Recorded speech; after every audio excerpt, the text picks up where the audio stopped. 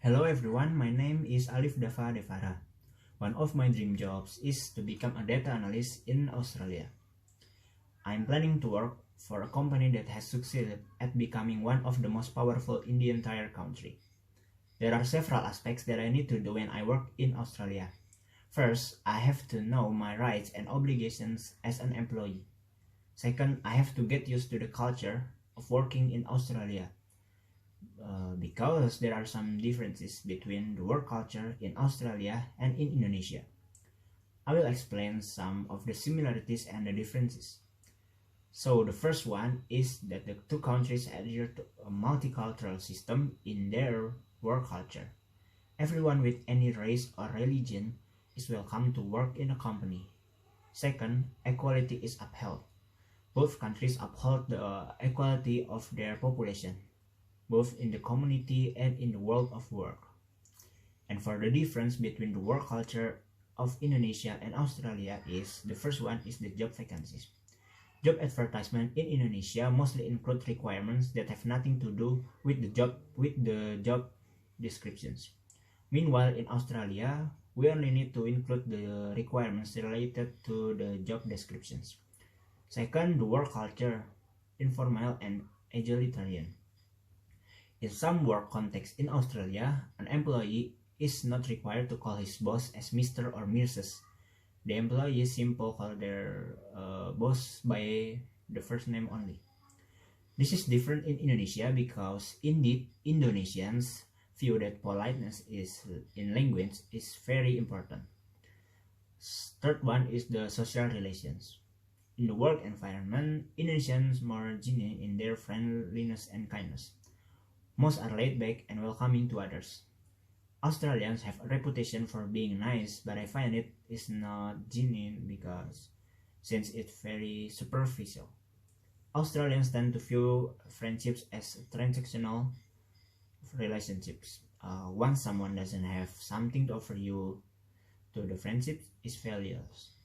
The last one is the flexible working hours. In Australia, we can adjust our working hours. If you want to go home early, you have to come early too. Meanwhile, in Indonesia, working hours are regulated in the company. Hello guys, my name is Thalia Sabina Trinadisha, and on this occasion I will explain the similarities and difference in the work culture of Indonesia and South Korea. So far, the similarity in work culture between Indonesia and South Korea is, first, having a culture of mutual respect to build good cooperation to achieve the targets that are the company's goals, and the last, in doing something, both countries in their work culture have SOP specification that must be adhered to. And for the difference are, first, sometimes employees in Indonesia are asked to work overtime to complete a job. In South Korea, working time must be in line with the demands of other times in social and personal life, so it is rare for employees there to work overtime. Second, in Indonesia, employees usually do their work casually and finish it close to the deadline, while in South Korea, they are very disciplined with time. They can even finish long before the deadline. Third, in Indonesia, when they arrive at the office, employees usually greet each other out of mutual respect, and if employees want to meet a supervisor, all they have to do is contact the supervisor secretary. But in South Korea, if an employee wants to meet a supervisor for something, they have to go through some pretty complicated procedures. And the last, in Indonesia, they usually do their work one by one, but in South Korea, they can do several jobs at once or multitasking with very satisfying results. So, that's all the work culture comparison of two countries between Indonesia and South Korea. Thank you. Hello, my name is Satria Wibowo. My dream job is to become a business operation manager in my dream country, Japan. First, the environment is very clean and the people are friendly. Secondly, I have always wanted to be abroad for a long time. I think it can build my skills and mentality. Third, I want to open a business food there. I also hear that Japanese people really like to buy snacks like Bandung people. Maybe I can make some Indonesian food there and open some snacks. For transportation, I can also save my money because in Japan, people there use public transportation more often. Here I will explain the similarities and difference in the work culture of Indonesia and Japan. First, so the similarity in work culture between Indonesia and Japan are working hours, which were the working hours in Indonesia and Japan are the same. Second, both employees commit to their work. Third, work-life balance, which the salary of the job in Indonesia and Japan is quite equal to live a life. Fourth, punctuality, both countries were punctual.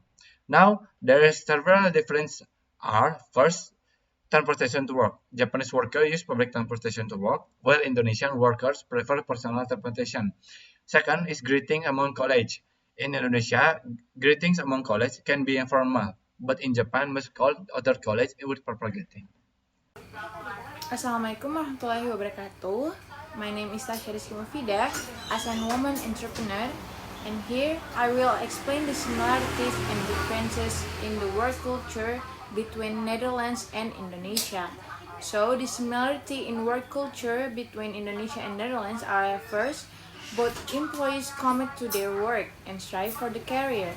Second, they treating each other employees with respect and gratitude to build a good relation.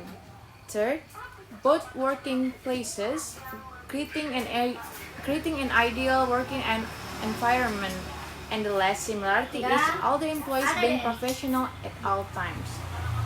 Now, I'm gonna talking about the differences between both countries. First, the hierarchy.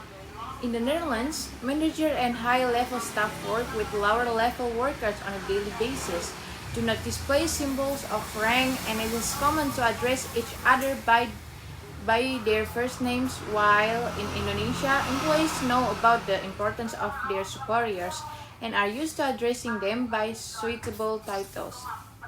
Second, egalitarian society status and authority. The Netherlands has an egalitarian society. Status and respect are obtained through study and hard work and not through family ties or old age.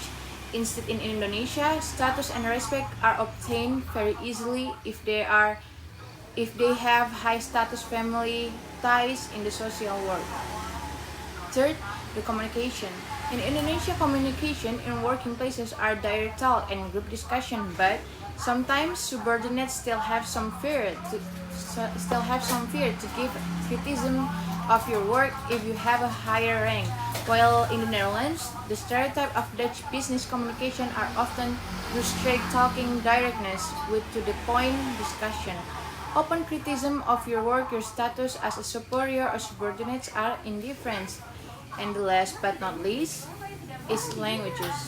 Not all large companies in Indonesia prioritize its workers to be able to speak English as a second language. Meanwhile, in the Netherlands, every large companies prioritize its workers to be able to speak English as a second language after Dutch language.